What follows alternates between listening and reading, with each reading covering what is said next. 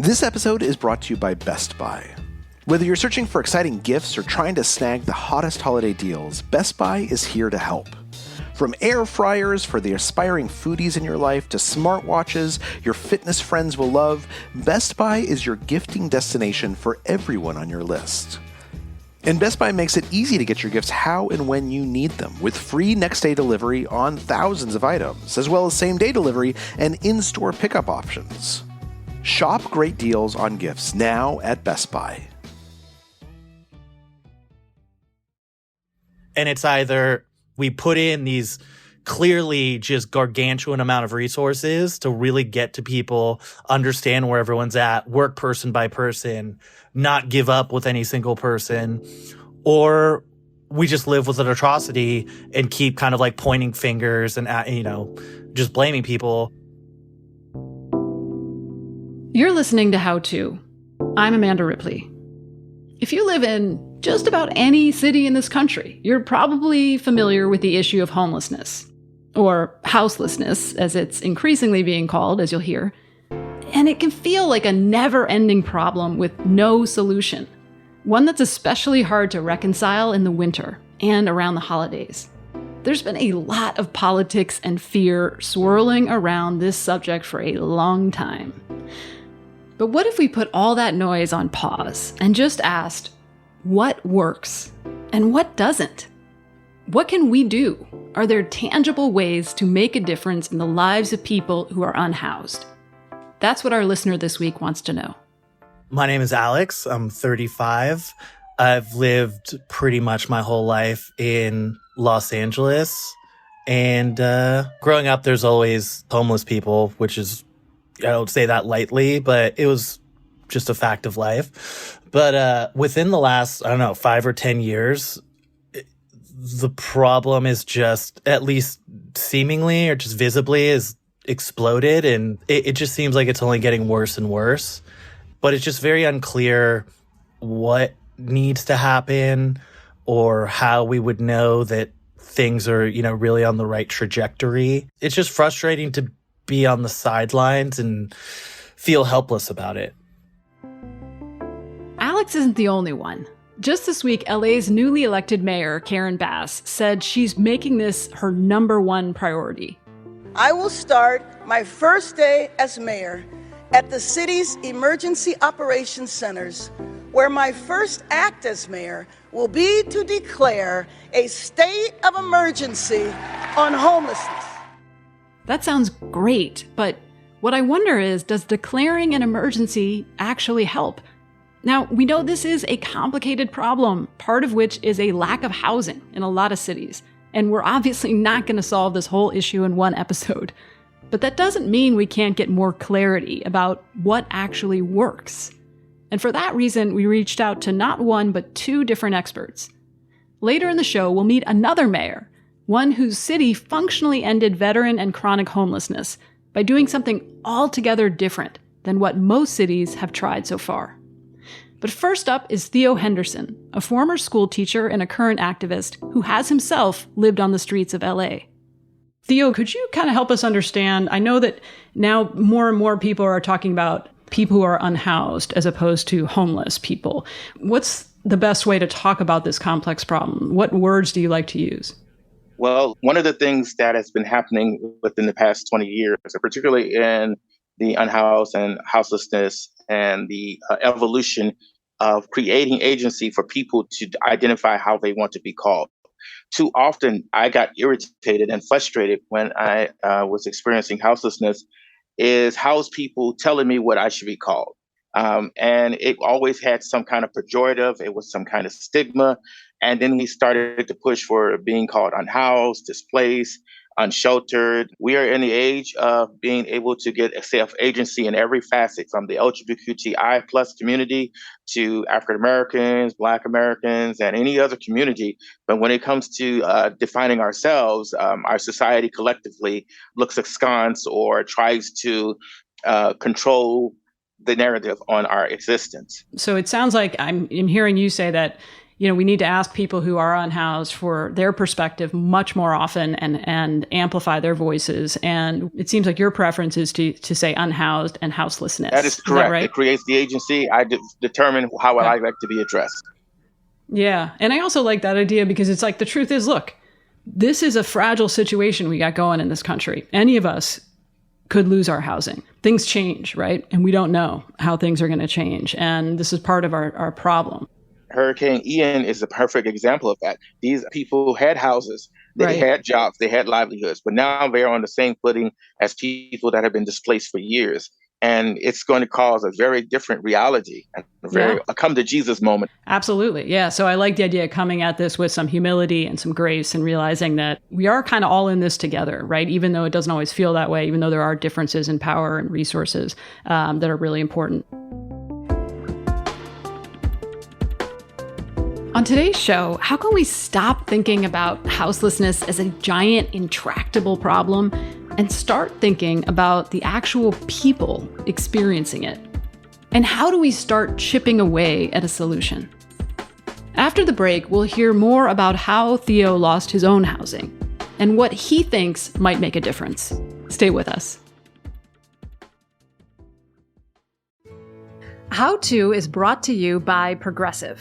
What's one thing you'd purchase with a little extra savings? A weighted blanket? Smart speaker? That new self-care trend you keep hearing about? Well, Progressive wants to make sure that you're getting what you want by helping you save money on car insurance. Drivers who save by switching to Progressive save over $700 on average, and customers can qualify for an average of 6 discounts when they sign up. Discounts like for having multiple vehicles on your policy. Progressive offers outstanding coverage and award-winning claim service day or night. They have customer support 24/7, 365 days a year. When you need them most, they're at their best. A little off your rate each month goes a long way. Get a quote today at Progressive.com and see why 4 out of 5 new auto customers recommend Progressive. Progressive Casualty Insurance Company and Affiliates. National annual average insurance savings by new customers surveyed who saved with Progressive between June 2020 and May 2021. Potential savings will vary. Discounts vary and are not available in all states and situations. Hey everyone. Actress, singer, entrepreneur Keke Palmer has a hilarious new podcast called Baby, This is Keke Palmer on Amazon Music, and you're going to want to check it out. Keke has a lot of burning questions that keep her up at night. For instance, remember Tom from MySpace? Remember that guy with the smile and that little white t-shirt? What happened to him? She's putting friends, family, and some of the hottest experts in the hot seat to ask them the real questions we want to know. Like, is OnlyFans only bad? How has dating changed in the digital age? Where would former child stars be if they weren't actors? These are the questions running through Keke's mind, and she's letting us all in on it. Because on Baby, This is Keke Palmer, no topic is off limits. Listen to Baby, This is Keke Palmer exclusively on Amazon Music. Download the Amazon Music app now. Theo, could you tell us, speaking of, that we need to ask people from lived experience what it's like, could you tell us just a little bit about your own experience with being unhoused in LA? I was born and raised in Chicago. I finished my high school in a private school, and I finished my undergraduate in Michigan, actually in Grand Rapids, Michigan. And from there, I took in my career as an educator, and I taught in several different places. And then I ended up in Los Angeles teaching at some of the schools in Los Angeles before I had my medical emergency. And that is what kind of started this spiral, right? That is correct. Very correct. And of course, it didn't happen instantaneous. I ended on the street. People were concerned, my coworkers and things like that allowed me to try to recuperate in their places. But then, as you as understandably aware, some of them live in apartments, some of them have families, and some of them, you don't want to overstay your welcome. It becomes a very tiptoe kind of existence. And so I tried to scramble as much money as I can to get into some hotels and try to do the best, and then try as well as recuperate, try to find a job, which was impossible because I had a side of my face paralyzed and I was slurring words. And then our society is always so quick to make it sound like we are on substances or mentally ill. And most people do not want to take a chance with me coming and trying to still recover and try to find a job. So that was another impossibility, another reality that we are very ableist in our society as well. Yeah, a lot of layers to this, right? A lot of layers. And one thing leads to another, and then it becomes very hard to get traction. I had a medical emergency. I was in a coma for a few days, and I had to make a long, hard road to recovery. And it's very difficult to maintain medical costs and living and physical therapy and all of the things that it entails without the necessary financial support or community. I fell into the couch commitments, seedy motels, then to the streets. Actually, before the streets, I was in these services and shelters, and then I became in the streets. So the decline was the same and very similar to many of the unhoused people that, like the gentleman that I covered where his wife had brain cancer and he used his savings to try to help save her life, and she ended up passing away, and he can't afford the rent, and he lives out on the street where he used to be the handyman or at the apartment building. These conversations are always clouded because you hear people talk about individuals that are on substances or having mental disorders and not understanding that being unhoused, it is traumatic. And sometimes people are trying to cope with trauma in myriad ways, and it's not as simple as people love to demonize substance usage and mental health issues as well. There's so many individual reasons why people end up without shelter, right? Like including interactions with the healthcare system, which is broken in many ways in many places, with education, right? With violence. It's like we're describing a symptom instead of a cause, right? And a lot is getting put under that umbrella. The second thing I'd like to point out, a lot of the unhoused community members' experiences with hostility from the neighbors, the hostility from the cops, the indifference from the citizenry, the inaccurate framings, a lot of times from mainstream media who doesn't really have their finger on the pulse of the situation. So there's a huge amount of complexity and humanity that gets lost when people talk about this problem. And that, of course, distorts how we try to fix it. This seems like a good time to bring in our second expert, who is all too familiar with the gap between policy and reality. Larry Morrissey currently works in the healthcare industry, but from 2005 to 2017, he was mayor of Rockford, Illinois, a smaller city about 80 miles northwest of Chicago. And if you're thinking, like I did originally, that Rockford must have it easier, well, you'd be wrong. So first, let me just say I'm honored to be part of this conversation and share my experiences. We're a city of 150,000 people. We were, during my time in office, identified as the number one city in a lot of wrong categories, one of the highest crime rates in the nation for cities under 200,000, a ton of unemployment, highest rate of mortgage foreclosures during the Great Recession. We've struggled with a lot of the same issues of complexity and harm as a lot of larger cities. And what that means when you're trying to respond to a complex problem like homelessness is oftentimes those who have capacity, those, for example, economic development groups, their solution for something like homelessness is to try to hide it. Why? Because they're ashamed of it. And it's part of a history and a legacy that they attribute to us being a failing community. And ultimately, if we don't come to grips with the impact of trauma and the impact of sort of this shame and blame at both the individual level and the community level, until we address that, I don't think we're equipped to fully resolve and solve problems. So describing it like a small city, I'm sort of making it sound like everything's easy. It's just Pleasantville. Everything's easy all the time. And in fact, no, these are some real challenges you face. And one of the challenges is this history of feeling forsaken, right, and forgotten. And that brings its own complexity. That's right. When you look to deal with the federal government and all of the complexity around the programs that have evolved over time, it is a maze to navigate and potentially harder to navigate when you're in a community that doesn't have as larger resources. Our success that we had, if you want to call it that, didn't happen overnight. We worked for over 10 years with me struggling on an issue of homelessness, which was important to me from the day I was elected and really before I was elected.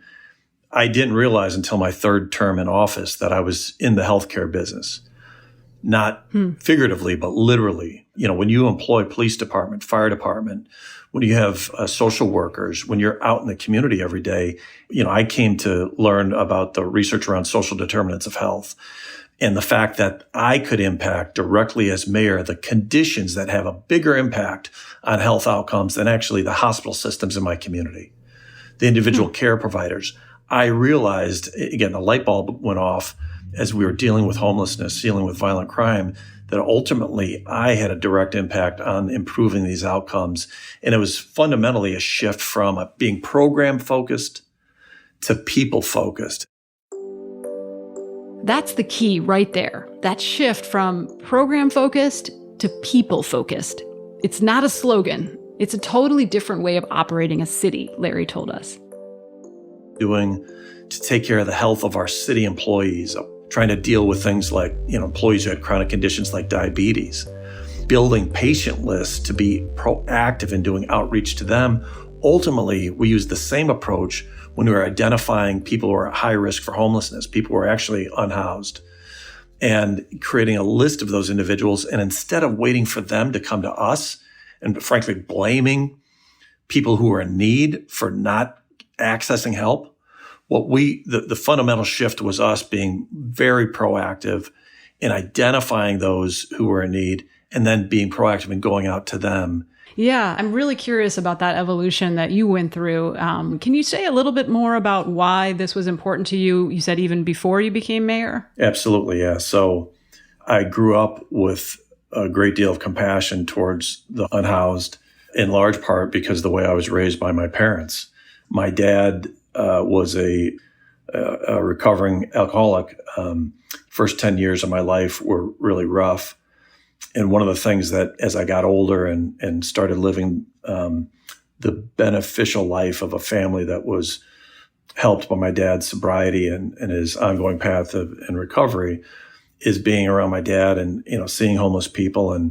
But for the grace of God, there go I. My dad would say that frequently.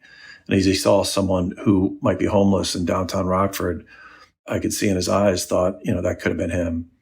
He's also an Air Force veteran, served during the Korean War. And so when the issue of veterans homelessness in particular came up, me taking the pledge to end veterans homelessness, I had to think very deeply about, not wanting to disappoint my dad. If we were going to make a pledge so bold as to end veteran homelessness. So you grew up with an awareness. This shift that happened in your own administration and your own mind between focusing on systems and programs as opposed to systems and individuals. I mean, it seems like in most places this still doesn't exist, right? Like you created this infrastructure where anyone who was experiencing homelessness could be entered into a system at any single place, whether it's a shelter, a city office, a nonprofit, and then that record could be shared by all. And this sounds super boring, like spreadsheet stuff, but it sounds like it's actually really important. It's vital. And, people would rather talk about what they might consider sexier issues. We want to build X number more units. You may need more resources. Absolutely. We added resources to achieve success. But we were talking about all those other things without having a systems architecture in place to support people. So that changed when we became people focused. And at a very basic level, what that means is you need to know the name and identity and the concerns of every single homeless person you're trying to help. And if you don't do that, then what you wind up is trying to manage by stereotype. Theo, I think, talked about this. And then you blame the individuals, you group everybody together, then you blame them, and then you just perpetuate that over and over and over. You point fingers. You can get elected that way or reelected that way, but you won't achieve community success by managing things that way.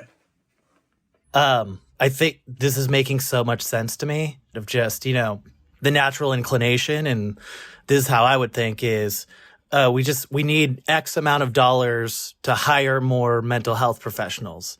We need X amount of dollars to build more housing. We need to push more money here, more money there, rather than, no, first we need to go out and kind of learn about the people and know who needs what and kind of develop it that way. Yeah. A much more individualized approach. So in Rockford, zooming in and addressing each and everyone's needs on a personal level really worked. But LA is roughly 20 times the size of Rockford, and its problems feel 20 times bigger.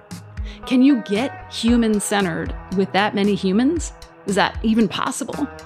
We'll get Theo's take right after the break.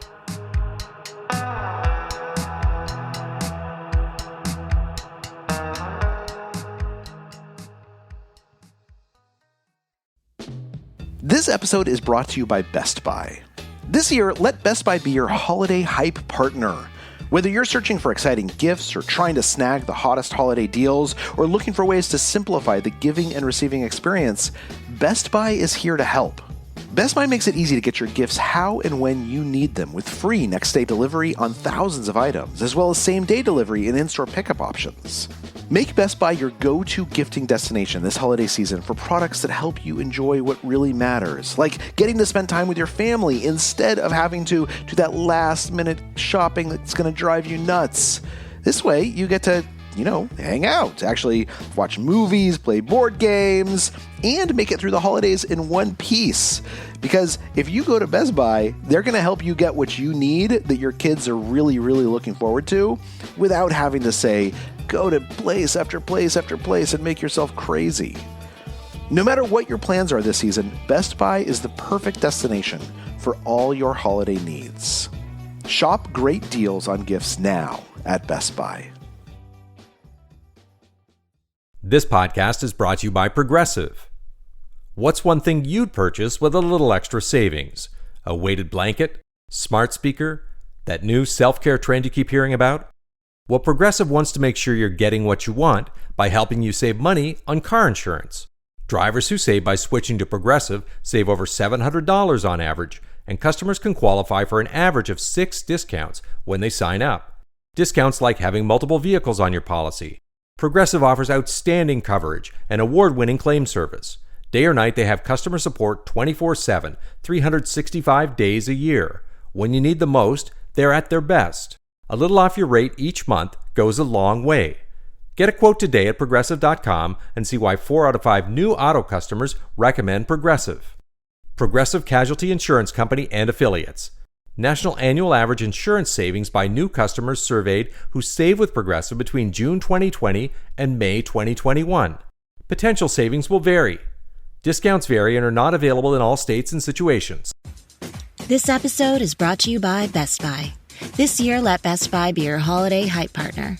Whether you're searching for exciting gifts, trying to snag the hottest holiday deals, or looking for ways to simplify the giving and receiving experience, Best Buy is here to help. Best Buy has a versatile assortment of impactful tech gifts, along with fast and free fulfillment options and great deals all season long.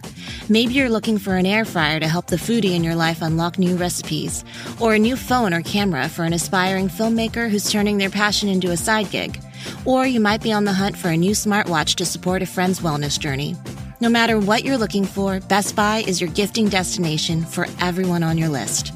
And Best Buy makes it easy to get your gifts how and when you need them, with free next-day delivery on thousands of items, as well as same-day delivery and in-store pickup options. Shop great deals on gifts now at Best Buy.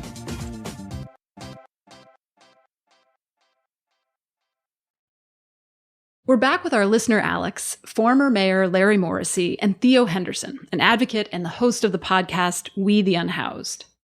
Theo, I'm curious, what do you think about this idea of trying to get down to the individual level like this? Like, is that even possible in a city that's as big as LA? Is that where you'd like to see things go? I believe some contextual understanding needs to be explained because I'm going to use myself as an example. I'm a Black man, and most people in Los Angeles, when they see unhoused people, call the police. For example, when one day I was waiting out for the bus in the rain, this group of white patrons at a store called the police to say I was menacing looking for waiting for the bus. And what that ensued was the SWAT team coming because I was considered a danger because I was unhoused.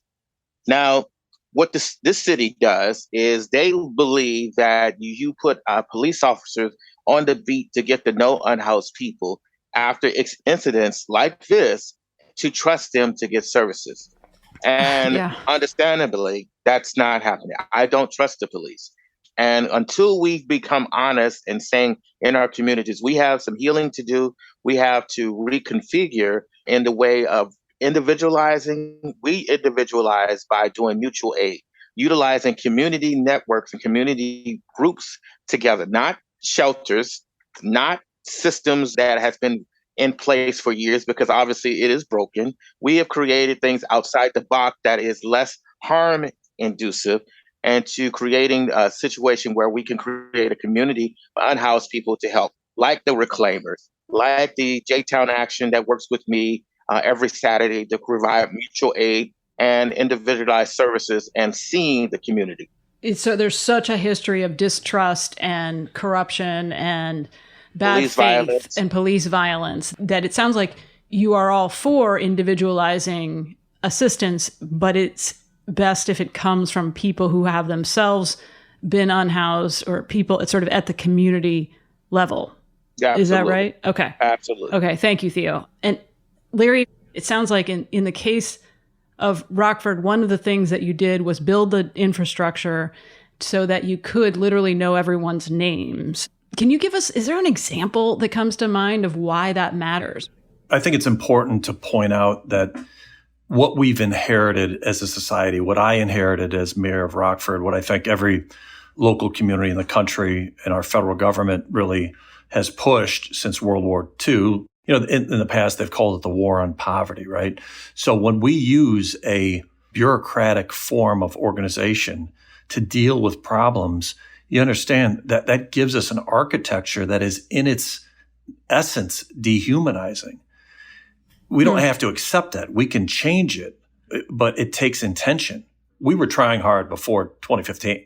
We just weren't successful. When you look at healthcare, when you look at education, when you look at criminal justice, the most important thing I could stress is we need to move to a human, people-based approach. Now, that may sound sort of nice. It's not just nice. It's critical. It just won't work doing it any other way. Everyone has unique needs, challenges, resources. Some may need housing plus social services. Some don't, right? Unless you really know the individual's needs, you're going to flounder. So like, what would that sound like? Just give us an example. It doesn't have to be literal. Yeah, John Smith, who's on the list, high risk, unsheltered, unhoused. What is it going to take? We were responsible for what's called the continuum of care. We were the community action agency for a multi-county area. And if organizations wanted funding, they had to participate in the process that brought them in the room. Once we were in the room, our focus then shifted to solving homelessness for everybody on the list. And so fundamentally, over time, by being people-focused, by understanding the unique challenges, that's what led to our success in reaching functional zero for veterans homelessness, then a year later for chronic homelessness. In other words, we have got to rehumanize the bureaucracy. But where do you begin to do that when so many people and institutions are entrenched in that dehumanizing mindset? I have a question. Suppose that you was experiencing something and you gathered other people to discuss your situation and the person that is impacted. For example, when I was stabbed 5 years ago and I was in the hospital and they had all of the medical staff over there, and I explained to them, hey, I have an issue. I have an issue I want you to hear. And they dismissed it and they continued to talk about my issue. And they were trying to figure out what was going on. I said it again and they didn't hear me. They didn't listen to what I said until I finally had to violently yank out the apparatus. And then they started to work together to bring me back around. The point I really want us to really think about is, why do we have this conversation without the expert lived experience of people that are experiencing it? Were they in the room to tell you? Because I dare say a lot of times when unhoused people say the things that are bothering them or the issues that are going on, people are not listening to them. So you're saying it's great to bring everybody into the same room, but is there somebody who's unhoused in the room at the table? Number one, I'm sorry for what you experienced. I would be lying if I said that I thought that was unique. Our healthcare system generally tends to be extremely dehumanizing. And I could share that, I didn't talk about it earlier, but what gave me great empathy for many of our bureaucratic challenges was, losing my first baby who only lived 40 days, never got out of a neonatal intensive care unit, and feeling lost and alone in a NICU with my wife in a hospital away from home. We were traveling to Chicago. This is when I was in my first term as mayor. And I thought, man, if I'm lost and confused within this system and I'm a mayor and I'm an attorney, how about everybody else? That was part of my journey and towards understanding and feeling how someone could become lost. And I'd say we do a horrible job generally of listening. And what it also means is we're definitely not empowering people to be in charge of their own journey, right? That's why I'd say the problem of being program focused is that people become fuel for a program instead of the other way around, right? The program should be supporting a person. So I'm very sorry for what you went through. And sadly, I think it's too often how we run our organizations, not just when it comes to homelessness, but healthcare and other areas of human interaction. When I was meeting with HUD in Region 5, was there anybody there had been unhoused in that conversation? Probably not. But when it came time to actually get someone housed, our entire approach was all about, and again, I don't take credit for doing this. I wasn't the one in the trenches doing it, but our approach shifted fundamentally to literally talking to the homeless individual, asking them what their needs are, and then developing a solution that works for them. There's a lot of evidence, is my understanding, that focusing first on getting safe housing is the most effective way to then offer other services generally. Is that right? Yes. So in short, but what was key is listening to the individual and then finding the support that worked best for them. Okay, so we're starting to see an interesting theme here. First of all, the importance of the breakdown of healthcare systems and the way that interacts with shelter, and also the importance of humans, right? Of getting down to the human level and listening, really listening to the people who are most effective. Alex, what did you want to add? Oh, yeah. No, I just wanted on those last points. If I'm understanding this correctly, by the very nature of this process, you're going to see if it's not working, or if whatever you're doing is not working for this case. And so if they're looking over person by person, they're seeing like, I see what you mean. It focuses on the outcome, right? Well, as opposed to the input. Yeah, they're going to see the results, and they're going to know like we're not getting the job done here. Right. And I want to talk about the numbers and the scale issue, because I think that'll be on a lot of people's minds, is like, okay, how do you do this at scale? So I will come back to you, Theo, to talk about LA more. But I do want to ask Larry also Theo's earlier question, which is, how did you deal with the distrust of law enforcement? There is so much distrust, understandably. So like, how did you reckon with that in Rockford? Wow, it's a huge, huge question and really important one. And I can tell you the most important and challenging issue I took on that I had direct responsibility for during my time in office was reform of our law enforcement approach. And that was extremely difficult. We had a number of officer-involved shootings, lawsuits, you name it, dealing with the police department. And without going into all the detail that it really merits, I would say that I worked very hard to build credibility within the community that I was serious about taking on police reform.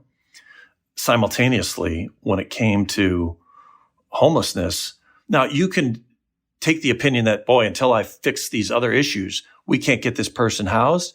You will never get there if you take that approach.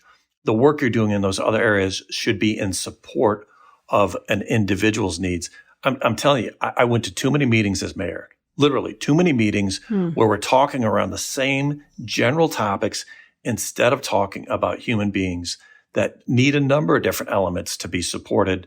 And what ends up happening, if you don't take this human-based approach, you end up blaming the individual, and you've created a system where there's just not enough hours in the day for them to get in line within each agency's organization to do what you have to do to get job training, to get human services support, if you've been in the criminal justice system, you meet with your probation officer, right? The onus is all on the individual That's to right. go navigate this maze. We create this horrible bureaucracy, then we blame them for not being able to navigate it. It's unfortunate. It doesn't work.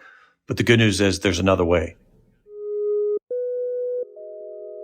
It's interesting to hear Theo and Larry make some of the same arguments coming from very different perspectives. Both of them are telling us to listen to unhoused people, ask them what they need, drill down to the individual by-name basis. But then there are real differences. Theo is obviously far more skeptical of law enforcement and thinks there needs to be a fundamental shift in the public's mindset as well.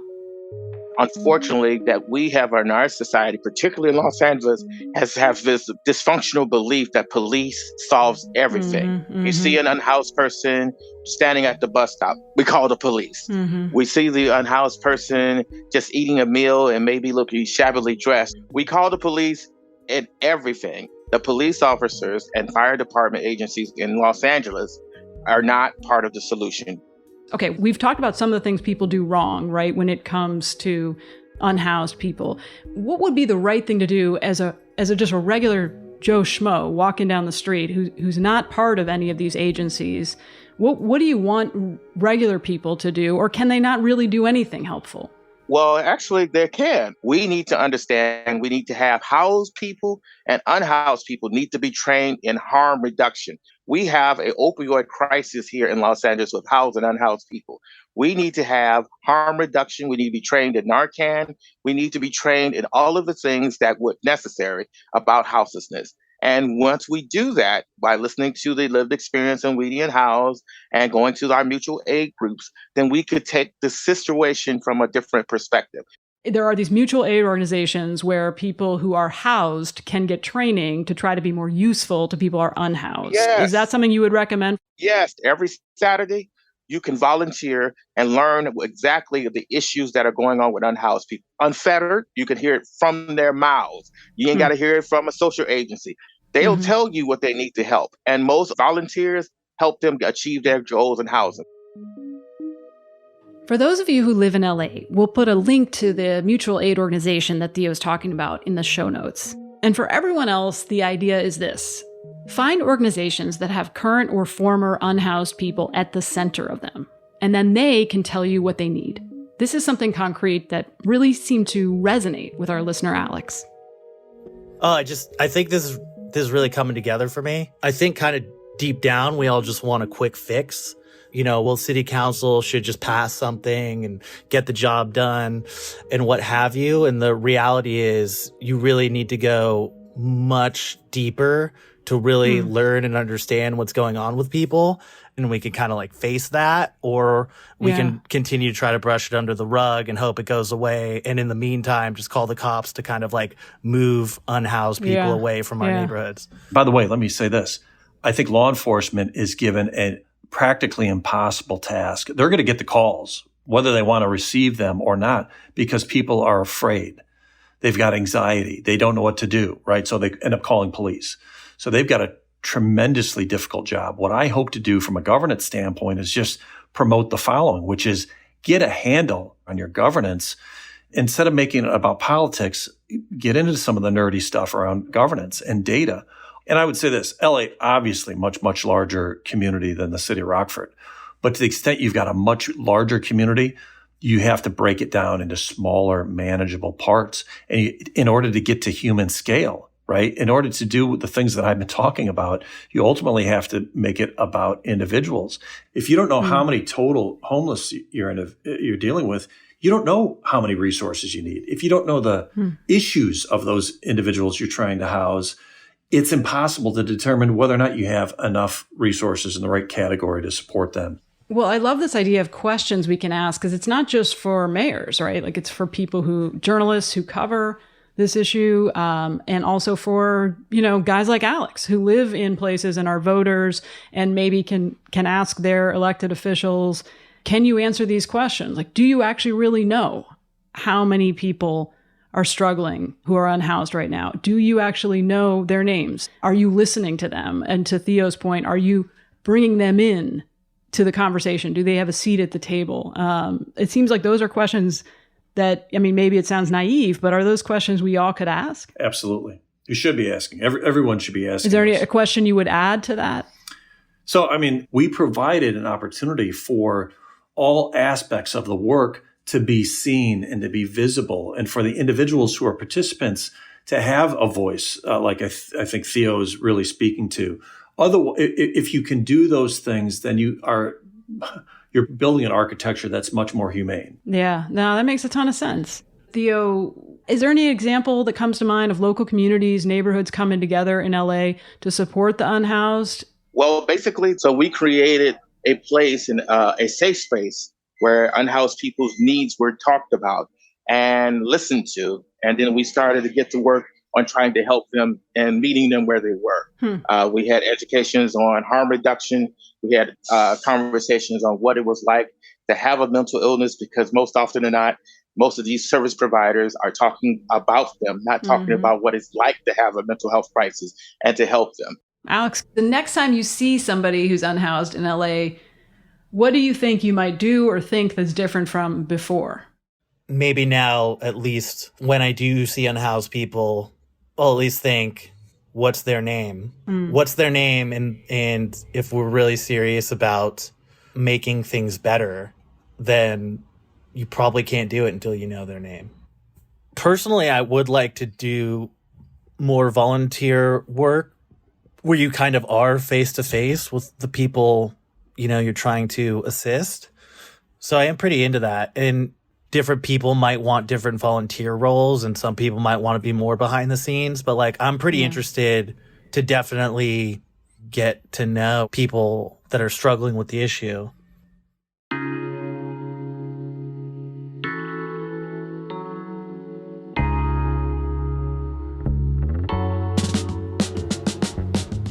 Thank you to Alex for bringing us a hard and important question, and to Theo Henderson and Larry Morrissey for sharing their stories and advice. We'll put a link to Theo's podcast, We the Unhoused, in the show notes, along with a link to an essay that the former mayor wrote about his experience getting to functional zero in Rockford. What about you? Is there a problem you're tired of feeling hopeless about? Do you ever look around and feel like there must be a better way? Send us a note at howto@slate.com or leave us a voicemail at 646-495-4001. We'd love to have you on the show. And if you like what you heard today, you know what to do. Give us a rating and a review, tell a friend. That helps us help more people. How To's executive producer is Derek John. Kevin Bendis produced this episode with help from Rosemary Belson.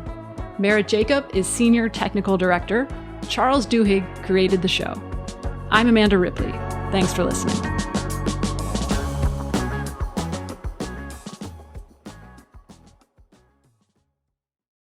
This episode is brought to you by Best Buy. Whether you're searching for gifts or trying to snag the hottest holiday deals, Best Buy is here to help. From air fryers for the aspiring foodies in your life to smartwatches for your fitness friends, Best Buy is your gifting destination for everyone on your list. And Best Buy makes it easy to get your gifts how and when you need them, with free next-day delivery on thousands of items, as well as same-day delivery and in-store pickup options. Shop great deals on gifts now at Best Buy.